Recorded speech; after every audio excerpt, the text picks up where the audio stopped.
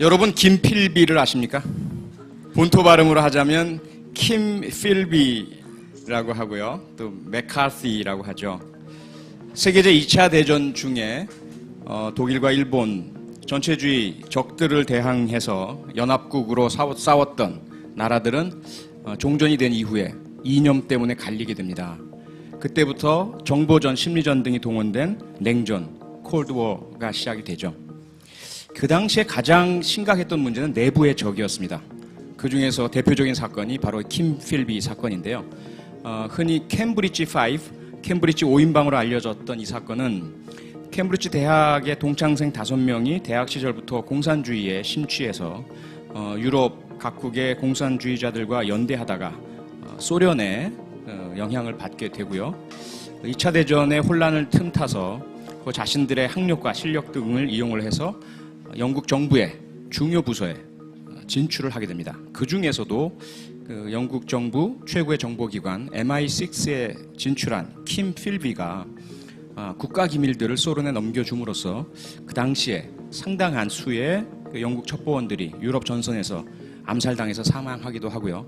한국전쟁에 대한 극비, 미국이 중공군이 개입하더라도 원자폭탄을 사용하지 않을 것이다라는 이러한 기밀을 소련에 넘겨줌으로써 결국 원자폭탄을 두려워하지 않은 소련과 중국이 한국전쟁에 개입하게 됐던 우리를 분단으로 이끈 원흉이기도 합니다. 그런데 이 킴 필비는 결국 러시아, 소련의 첩자임이 발각이 돼서 1963년 소련으로 망명, 도주하게 됩니다. 하지만 이렇게 발칵 뒤집어질 만한 일이 발생했음에도 불구하고 영국 사회는 공안 정국으로 들어가지 않았습니다. 왜냐하면 오랜 기간 숙성되어 온 자유와 민주주의에 대한 자신감과 확신이 있었기 때문이죠. 이런 문제에 대해서는 정부와 첩보기관 내에 제도와 운영 시스템을 개선하는 것으로 족하다라는 그런 사회의 인식이 있었던 것입니다. 하지만 같은 시기에 미국에서도 유사한 문제들이 있었습니다. 여기에 대응해서 미국에서는 조세프 맥카시라는 공화당 상원의원이 미국에 암약하는 내부의 적 공산주의자들 250명의 명단을 내가 가지고 있다 라고 소리치면서 마녀사냥, 빨갱이 사냥을 하기 시작하죠. 4년 동안 진행된 이 메카시즘을 통해서 공산주의자로 의심받았던 2만여 명이 직장을 잃게 됩니다. 그리고 수백 명이 가혹한 수사를 당하게 되죠. 그런데 결과적으로 재판을 통해서 공산주의자로 확인된 사람은 단 한 사람도 없었습니다. 그래서 결국은 같은 공화당 내 양심적인 의원들조차 자유는 결코 독재의 방법으로 지킬 수 없다라는 양심 선언을 하게 되고요. 메카시즘의 반기를 들게 됩니다. 그리고 각 방송과 언론에서도 집요하게 메카시즘의 허구성을 조명하게 되고요. 국회에서도 메카시즘에 대한 청문회를 열게 됩니다. 메카시는 결국 이 청문회에서 자신의 주장이 합리적이고 논리적이라는 근거와 증거를 대지 못하게 됩니다. 결국 4년 만에 메카시즘은 종말을 맞게 되죠. 21세기 대한민국에서 이 킴 필비와 메카시가 부활하고 있는 것 같습니다.